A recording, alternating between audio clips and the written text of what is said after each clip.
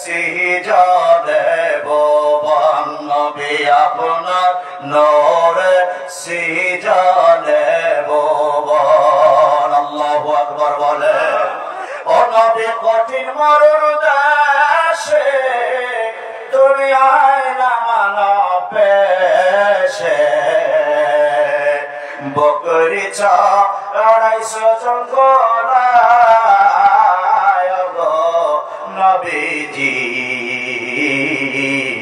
আমি কোন সাধনে পাইব তোমায়? বলেন কোন সাধনে পাইল আব্দুল্লাহ গো নবীজি, আমি কোন সাধনে পাইব তোমায়? ওরে বনের যত পশু ভক্তি করে আপনার দুই শরণ। ঠিক কিনা বলে? বনের যত পশু নবী ভক্তি করে আপনার দুই চরণ। ওরে মেঘমালা, ওই মেঘমালা ছায়া দিত গায় গো নবীজি, কোন সাধনে পাইব তোমায়? বলেন কোন সাধনে পাইল খাদিজা গো নবীজি, আমি কোন সাধনে পাইব তোমায়? নবীর ওই সমস্ত মজেজা দেখা বিবি খাদিজা, নবীর ওই সমস্ত মজেজা দেখা বিবি খাদিজা, জীবন যৌবন সৈফা দিল পায় গো নবীজি, আমি কোন সাধনে পাইব তোমায়? বলে কোন সাধনে পাইব তোমায় গো নবীজি, তোমাকে দেখিতে মনে চায়। নবীকে দেখতে কার ইচ্ছা হয় একটু হাত করে দেখান। আমির মুসলমান, আমার বাবার মুরিদানেরা, ও দিনদার ইমানদারেরা, আমার নবীকে আপনারা কারা দেখতে চান? নবীকে আপনারা দেখতে চান কি চান না? জবান করে বলেন দেখতে চান কি চান না? জোরে বলেন নবীকে দুনিয়ায় দেখা যায় কি যায় না? নবীকে যদি দুনিয়ায় দেখতে চান, বিশ্বরী আমার কিবলা জানো হুজুর দেখার মাধ্যম শিখাইয়া দিয়েছেন, সেই মাধ্যমে আপনারা যাইতে চান কি চান না? আল্লাহ পাক নবীকে দেখার মাধ্যম আমাদের পালন করার তৌফিক এনায়েত করুন। জোরে বলুন আমিন। আরো জোরে বলুন আমিন। আল্লাহুম্মা সাল্লি আলা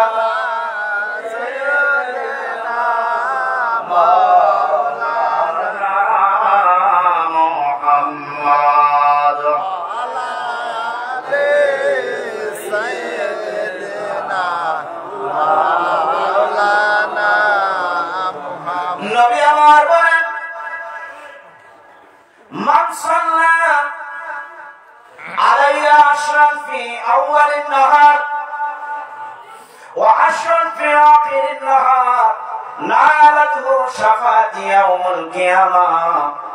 উম্মতেরা গো, দিনের প্রথমে যারা 10 বার দুরূদ শরীফ আমি নবীর উপরে পড়বা, দিনের শেষে যারা 10 বার দুরূদ শরীফ আমি নবীর উপরে পড়বা, আমি নবী তোমাদেরকে সুপারিশ করে জান্নাতে নিয়ে যাব। আল্লাহু আকবার বলেন। আমরা পাক কালাম ফাতিহা শরীফ কবুলিয়াতের জন্য, নবীর সুপারিশ পাওয়ার জন্য সর্বশেষ যে কালাম পাঠ করি প্রথম কালাম হলো তাওবা আস্তাগফিরুল্লাহ, দ্বিতীয় কালাম হলো সূরাতুল ফাতিহা আলহামদুলিল্লাহ, তৃতীয় কালাম হলো সূরাতুল ইখলাস কুল হুয়াল্লাহ, চতুর্থ কালাম হলো দুরূদ শরীফ। এই পাক কালাম ফাতিহা শরীফ আমরা পড়ি কি পড়ি না? যারা পড়েন না জাকের হয়ে মুরিদ হইয়া তারা বড় ভাগ্যহীন, যারা পড়েন তারা বড় ভাগ্যওয়ালা। এই দপ্তর গেছেন পীরের হুকুম না মানলে দিন দুনিয়া উভয় বরবাদ হয়ে যাবে। জোরে বলেন ঠিক কিনা?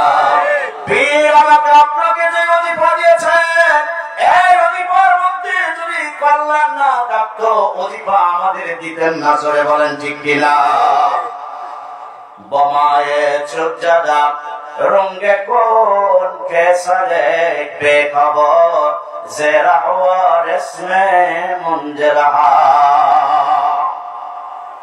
জালালউদ্দিন রুমি রাহমাতুল্লাহ আলাইহি বলেন, তোমার পীর যদি তোমাকে শরাব দিয়া, শরাব বোঝেন নাকি, যেটা মদ হারাম বস্তু, ওইটা দিয়ে যদি যায় নামাজ দেয়া তোমাকে তার উপরে নামাজ পড়তে বলে, যেখানে শরাব ফেলানো হবে সেই যায় নামাজটা কি পবিত্র থাকবে না অপবিত্র থাকবে? অপবিত্র হয়ে যাবে। জালালউদ্দিন রুমি রাহমাতুল্লাহ আলাইহি বলে, বলায়ে সুজাদার দেখুন কেসারে বেখবর জেরা হওয়ার ইসমি মুনজিলহা। তোমার পীর যদি তোমাকে শরাব দিয়া যাই নামাজ দৌত করিয়া সেই যাই নামাজের উপরে নামাজ পড়তে বলে, তুমি তাই করো, কেননা মুকাম মঞ্জিলের খবর তোমার চেয়ে তোমার পীর ভালো জানে। মুকাম মঞ্জিল বুঝেননি? হুজুর বললেন, আমি পীরগিরি করার জন্য আসি নাই, পীর আপনাদের মাকসুদ না, মাকসুদ হলো আল্লাহ এবং আল্লাহ রাসূল। ওই মুকাম মঞ্জিলই হলো আল্লাহ রাসূল এবং আল্লাহ। আল্লাহু আকবার। আল্লাহ এবং আল্লাহ রাসূলকে যদি পাইতে হয় পীরের হুকুম তরফ করতে হবে, পীরের হুকুম মানতে হবে। পীরের হুকুম তরফ করা ছাড়া, পীরের হুকুম না মানা ছাড়া কোনোভাবে আল্লাহ আল্লাহ রাসূলের সন্তুষ্টি অর্জন করা যাবে না। জোরে বলেন ঠিক কিনা? সুতো যাতে পীরেরা কারতি কবুল হাম খোদা দর সাথা শামাদ হাম রাসূল। পীরের জাতকে যদি তুমি তোমার জাতের মধ্যে বিলীন করতে না পারো, তোমার জাতকে তুমি যদি পীরের মধ্যে তোমার জাতকে বিলীন করতে না পারো, মানে পীরের সুরাতে যদি সুরাত না ধরতে পারো, পীরের সঙ্গে যদি তুমি মিশে না যাইতে পারো, যদি তুমি পীরের সঙ্গে বিলীন না হইতে পারো, ফানাফি শায়েখ যদি তুমি না হইতে পারো, পীর তোমাকে মুরিদ হিসাবে কখনো কবুল করবে না। ফানাফি শায়েখ বুঝেন? ফানা মানে হলো লয় হয়ে যাওয়া, বিলীন হয়ে যাওয়া। কোথায়? পীরের মধ্যে। পীর আপনার সমস্ত জায়গায় আছে, সমস্ত মঙ্গলের পিছনে আপনার পীরের দয়া অনুভূতি কাজ করতেছে। এই খেয়াল যদি আপনাদের না থাকে, প্রতিটি রেণু পরমাণুতে, রেণুতে রেণুতে রেণুতে রেণুতে প্রতিটি গ্রহ নক্ষত্রে সব জায়গা থেকে যেখান থেকে দয়া পাচ্ছেন, আল্লাহ পাক আপনাকে দয়া দিচ্ছেন, সমস্ত কিছু আপনার পীরের ওসিলায় দিচ্ছে। জোরে বলেন ঠিক কিনা? এটা যদি খেয়াল না করে যদি আপনি থাকেন, তাহলে আপনি পীরের জাতের সঙ্গে মিশতে পারেন নাই। আর ছোট জাতের পীরের আকারটি কবুল, যদি আপনি পীরের জাতকে কবুল করতে পারেন, পীরের সঙ্গে বিলীন হইতে পারেন, মিশে যাইতে পারেন, তবেই আপনাকে রাসূল উম্মত হিসাবে স্বীকৃতি দিন। আল্লাহু আকবার বলেন। আর আমার রাসূল যখন উম্মত হিসাবে স্বীকৃতি দিবেন, তখন আপনার ফানাফির রাসূলের মাকাম হাসিল হয়ে যাবে। ফানাফির রাসূলের মাকাম যখন হাসিল হয়ে যাবে, তখন আপনার মধ্যে আল্লাহ পাকের সন্তুষ্টি চলে আসবে, মানে আপনি ফানাফিল্লাহ হয়ে যাবেন, আল্লাহর সঙ্গে আল্লাহর জাতের সঙ্গে মিশে যাবে। ওরে পীর রাজি যার পরে আমার রাসূল রাজি, পীর রাজি যার পরে আল্লাহ রাজি তার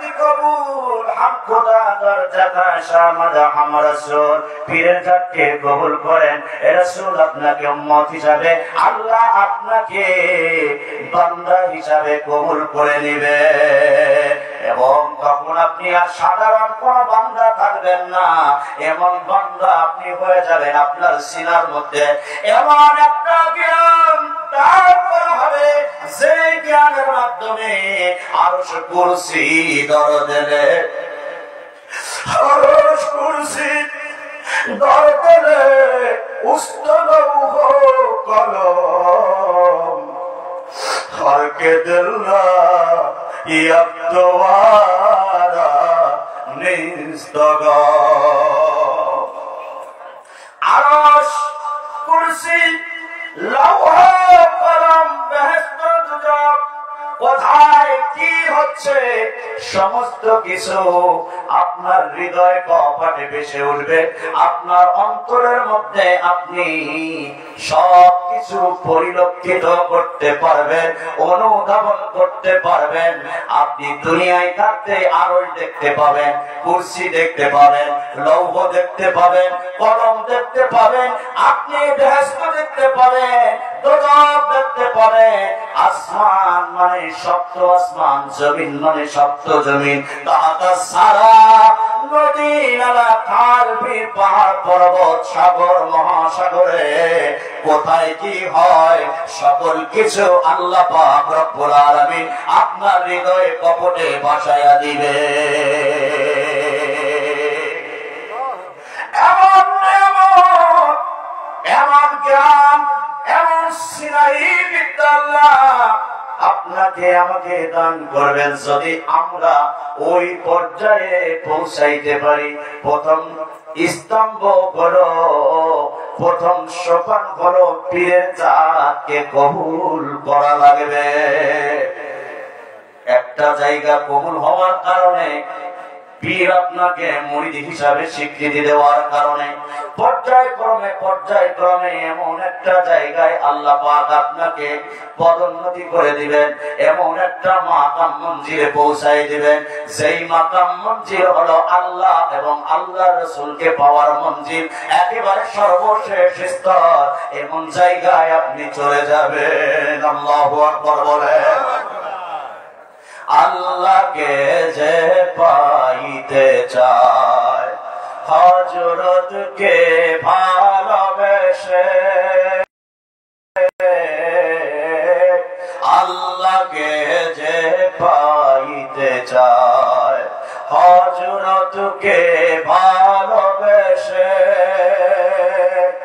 আরশ কুরসি লৌহ কলম বলেন আরশ কুরসি লৌহ কলম না চাহিতে পেয়েছে সে আল্লাহু আকবার বলেন আমার প্রিয় বন্ধুরা আল্লাহ পাক রব্বুল আলামিনকে যে পাইতে চায় শর্ত হযরতকে মানে হযরত মুহাম্মদ রাসূলুল্লাহ সাল্লাল্লাহু আলাইহি ওয়াসাল্লামকে ভালোবাসা লাগবে হযরত মুহাম্মদ সাল্লাল্লাহু আলাইহি ওয়াসাল্লামের ভালোবাসায় আমার কিবলা জান হুজুর শিক্ষা দিয়েছেন জোরে বলেন ঠিক কি না সেই ভালোবাসার মাধ্যমে আল্লাহকে পাওয়া যাবে আল্লাহকে যদি পাওয়া যান আল্লাহকে যদি পাওয়া যায় আল্লাহর বানানো জান্নাত বলেন তো পাওয়া যাবে কি যাবে না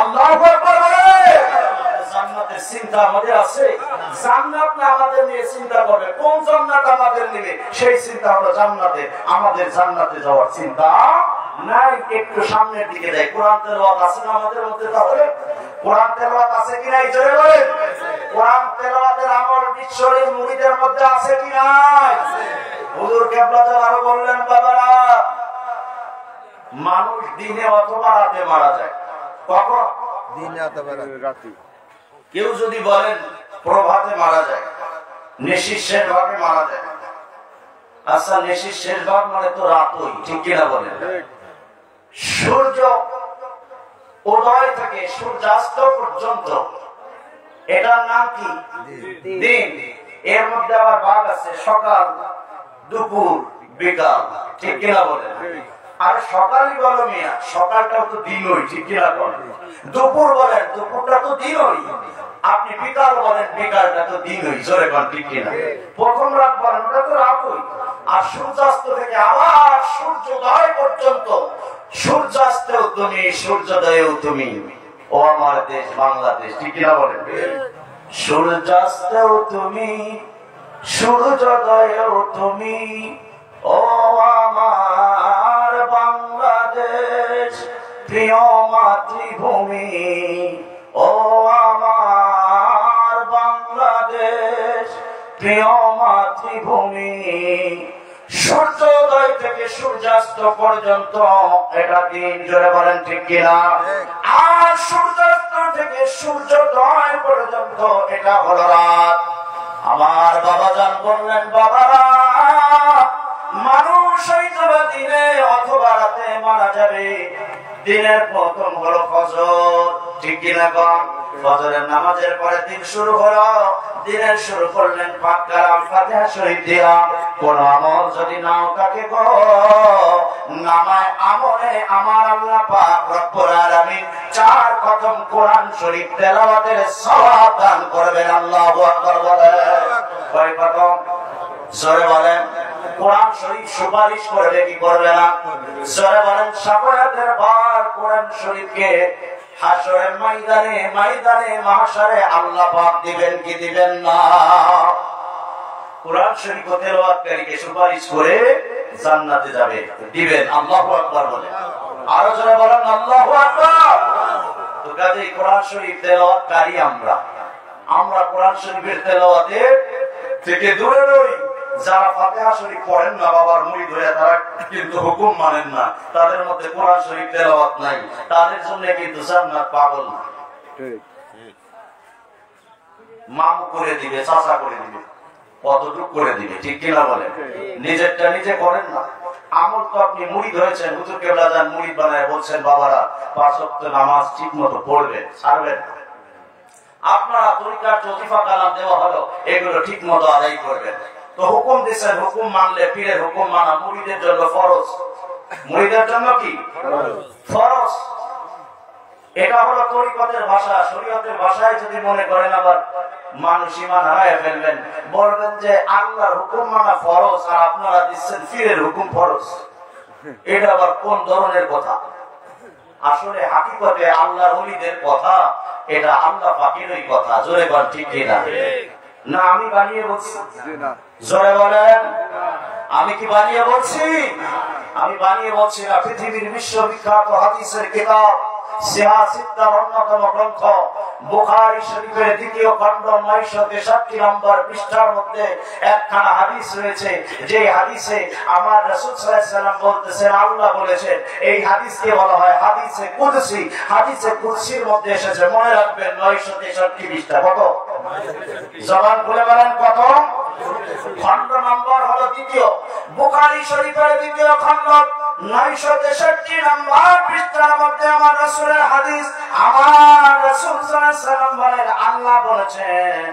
এটা বুখারী শরীফ এমন একটা কিতাব, বর্তমানে পৃথিবীতে উম্মতে মুহাম্মাদীর জন্য, শরীয়তে মুহাম্মাদীর জন্য পৃথিবীতে কোরআন শরীফের পরে সবচাইতে বিশুদ্ধ পরিশুদ্ধ কিতাবখানার নাম হলো বুখারী শরীফ। আল্লাহু আকবার বলেন। এই বুখারী শরীফের 2য় খণ্ডের 963 নম্বর পৃষ্ঠার মধ্যে হাদিস খানা রয়েছে। বর্ণনাকারী নবীর সাহাবী হযরতে আবু হুরায়রা এমন একজন সাহাবী, যেই সাহাবী নবীর থেকে সবচেয়ে বেশি হাদিস বর্ণনা করেছেন। বলুন আল্লাহু আকবার। আবু হুরায়রা রাদিয়াল্লাহু তাআলা আনহু হাদিস খানা বর্ণনা করেছেন। তিনি বলেন, নবী বলেছেন, আল্লাহ বলেছেন, মান আদা লিওয়ালিয়ান ফাকাদ আযানতুহু বিল হাদ। নবী বলেন, কোন ব্যক্তি যদি আল্লাহর ওলিদের সঙ্গে দুশমনি করে, বেয়াদবি করে, আল্লাহ পাক রব্বুল আলামিন বরদাশত করতে পারেন না, আল্লাহ পাক এটা মেনে নিতে পারেন না, ওই বেয়াদব আল্লাহর ওলির দুশমনের সঙ্গে আল্লাহ পাক স্বয়ং নিজেই যুদ্ধ ঘোষণা করে দেন। কেন যুদ্ধ ঘোষণা করেন? আল্লাহর ওলি হওয়া কি মুখের কথা? জোরে বলেন। বহু কাঠখড়ি পোড়াতে হয়। আমার হুজুর কেবলা জান বলেছেন তরিকা হলো খোদা প্রাপ্তির পথ। তরিকার লোক তো তরিকার কথা না বললে মনে তৃপ্তি লাগে না, ঠিক কিনা বলে? আবার তরিকার লোকের তরিকার কথা না শুনলে তৃপ্তি লাগে না। আমি তো বলেছি আমি আপনাদের মধ্যে হুজুর কেবলা জানের দয়া নিয়ে আলোচনা করব, শরীয়ত, তরিকত, হাকিকত, মারেফত নিয়ে। আমি যদি একটা বিষয় আলোচনা করি দায়ী হব কি হব না? তো কাজেই তরিকতের কথা বলতে হয়। আমার হুজুর বলেছেন তরিকা খোদা প্রাপ্তির পথ। খোদা প্রাপ্তির পথ এত সহজ নয়। এই পথটা কণ্টকাকীর্ণ। কণ্টক বুঝেন, অনেকে বুঝবেন না, এটা খুব কঠিন বাংলা, মানে কাটা বিছানো। কণ্টকাকীর্ণ এই পথের উপরে কাটা বিছানো। এই কাটার খোসা না খায়া, এই কাটা অতিক্রম না কইরা সহজে সহজে খোদা প্রাপ্তি তত্ত্ব জ্ঞান হাসিল করা যায় না। বরখের বাদশা ইব্রাহিম আদহাম রহমাতুল্লাহ আলাইহি নাম কি? জোরে বলেন। বরখের বাদশা হযরত ইব্রাহিম আদহাম রহমাতুল্লাহ আলাইহি বরখ রাজ্যের বাদশা। তিনি আল্লাহ তাআলাকে পাইতে চান। তিনি তেনার ওই রাজপ্রাসাদে রাজ বিছানায় শুয়ে শুয়ে আল্লাহ তাআলার অনুসন্ধান করেন, আল্লাহ তাআলাকে খুঁজেন। এমনই একটা রাত তেনার চোখের মধ্যে তন্দ্রা রয়েছে, ঘুম ঘুম ভাব রয়েছে, ঘুম রয়েছে। এমন সময় তিনি তেনার ওই রাজপ্রাসাদে ছাদের উপরে উট, ঘোড়া, গাধা চললে যেমন আওয়াজ শোনা যায় এমন আওয়াজ শুনতে পেলেন। কোথায়? কিসের উপরে? ছাদে উঠ কেমনে যাইব? যাই না, যাইতে পারে। ছাদের উপরে উটের খুরের আওয়াজ, চলার আওয়াজ। নিজ থেকে রাজপ্রাসাদের রাজ বিছানা থেকে ইব্রাহিম আদহাম ধমকের সুরে ডাক দিয়ে বলে, কে তোর কে সাহস হলো রে ওই ছাদের উপরে তুমি উট চড়াও? ছাদের উপরে কি উট চড়ানোর জায়গা? ছাদের উপরে কেন উট নিয়ে উঠেছ? উপর থেকে আওয়াজ আসলো, হুজুর আপনি কি বলেন? ছাদের উপর কি কখনো উট চড়ানো যায়? ইব্রাহিম আদহাম ভাবে তাই ধরে ছাদের উপরে আবার উঠ যাইব কেন? কি আর ফিরে কি ফিরে না? তো ছাদের উপরে উঠ চড়ানো যায় না, ঠিক আছে। ছাদের উপরে উঠ চড়ানোর আওয়াজ আমি পাই, এটা বড় আশ্চর্যের ব্যাপার। কিসের আওয়াজ তুমি বলো? কে আওয়াজ করো? উপর থেকে। উপর থেকে আওয়াজ করে। আপনি কেন আশ্চর্য হন?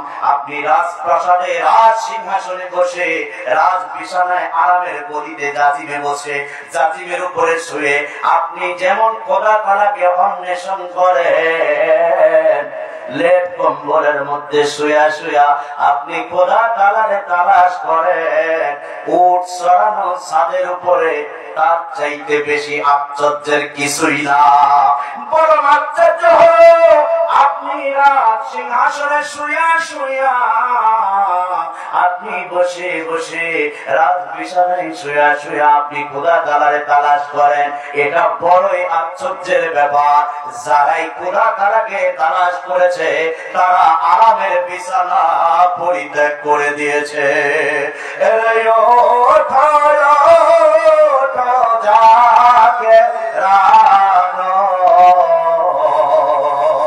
খোলে দেখো রহমতের সময় বয়ে যায়,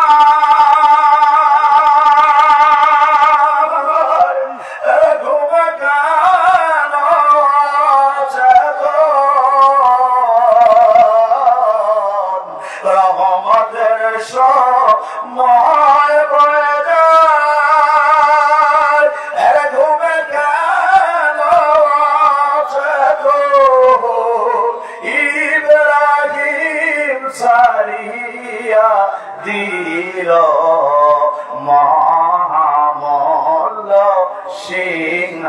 শোন। আল্লাহু আকবার বলে।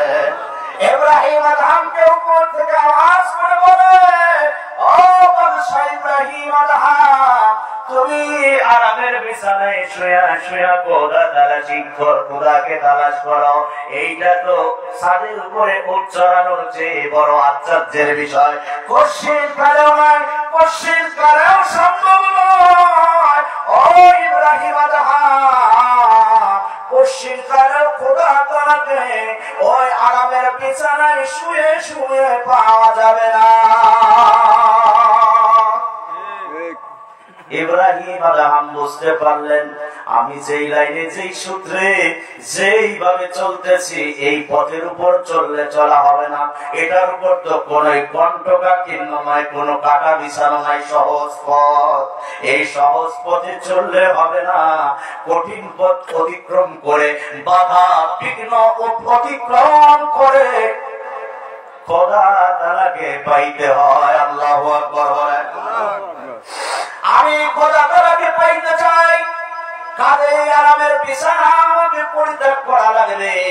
আরামের বিছানায় শুধু পরিত্যাগ করেন নাই বাদশাহ ইব্রাহিম আদহাম রাহমাতুল্লাহ আলাইহি, বলকের বাদশাহী ছেড়ে দিয়ে তিনি ফকির বেশে বাদশাহী ছেড়ে দিয়ে দজলা নদীর কাছে চলে গেল। দজলা নদীর কাছে গিয়ে ইব্রাহিম আদহাম তিনি নিজে সেলাই করে উপার্জন করেন, কাপড় সেলাই করেন, টুপি সেলাই করেন, সেলাই করে করে উপার্জন করে যা কিছু রিজিক অন্বেষণ হয় তা দিয়ে তিনি দিনার জীবন নির্বাহ করেন। আর আল্লাহকে পাওয়ার জন্য তিনি আল্লাহর ইয়াদে মশগুল থাকেন। আল্লাহ পাক রব্বুল আলামিন তাকে আল্লাহ পাক সান্নিধ্য দান করে দিলেন। জোরে বলুন আল্লাহু আকবার। আল্লাহ পাক রব্বুল আলামিন হাদিসে কুদসির মধ্যে বলেন, নবী জানায়া দিলেন, আল্লাহর ওলির সঙ্গে যদি কেউ দুশমনি করে, বেয়াদবি করে, আল্লাহ বরদাস্ত করেন না। কেননা তারা এত সহজে আল্লাহর ওলি হইতে পারেন নাই। ত্যাগ তিতিক্ষার মাধ্যমে তারা আল্লাহর ওলি হয়েছেন, বহু কাঠ করি পড়ানোর মাধ্যমে তারা আল্লাহর ওলি হয়েছেন।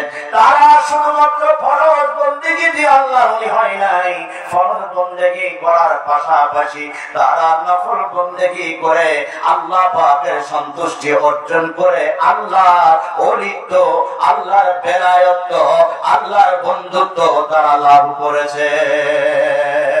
আল্লাহু আকবার বলেন। আল্লাহুম্মা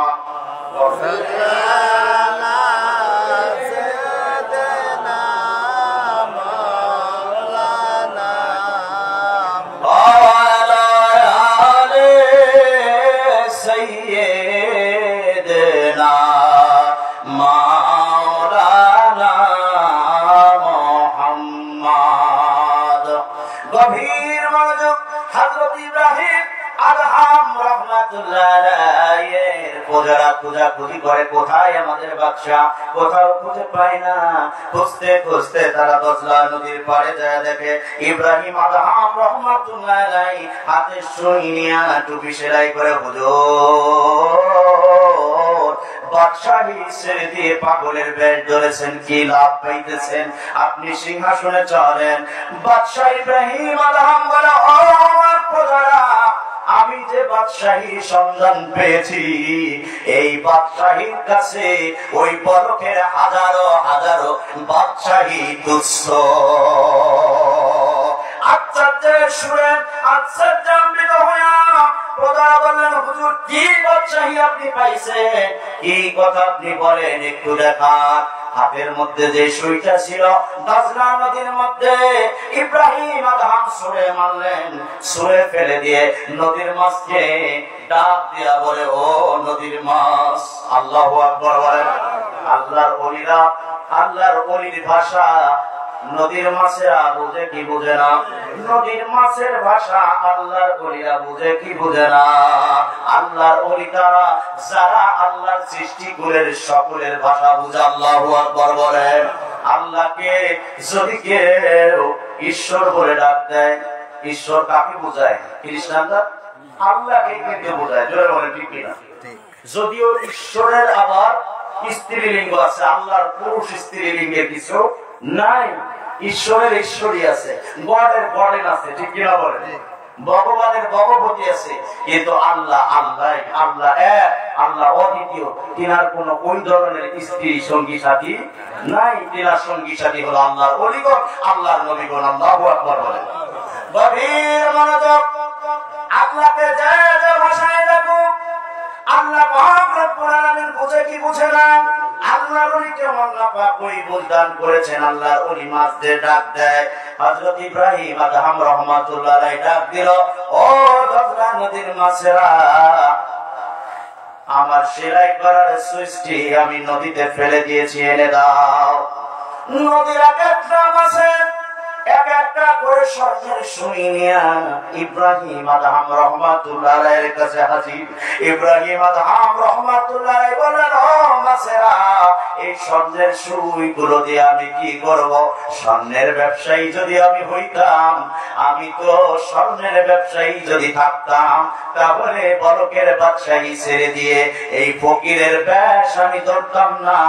আমি তো এত স্বর্ণের সুই চাই না, আমি সেলাই করার যে সুইটা ফেলে দিয়েছি ওই সুইটাই আমি চাই।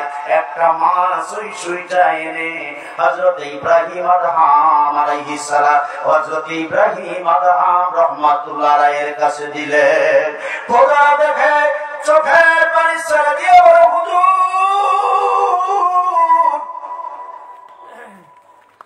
যেই বাদশাহীর সন্ধান পেলে, নদীর মাছ কথা শুনে যেই বাদশাহীর সন্ধান পেলে বরফের বাদশাহী তুচ্ছ মনে হয়, সেই বাদশাহীর সন্ধান আপনি পেয়ে গেছেন গো। সেই বাদশাহীর সন্ধান আপনি আমাদেরও দেন। সেই বাদশাহীর সন্ধানে আমরা চাই। আমরা আর ওই বরফের বাদশাহী আমরা চাই না। খোদার রহমতের দরিয়ায় ঢেউয়ের জান বয়ে যায়, ঠিক কিনা বলেন? উজান দিকে ঢেউ বয়, অথচ ঢেউ যাবে কোন দিকে? বাটির দিকে। খোদার রহমত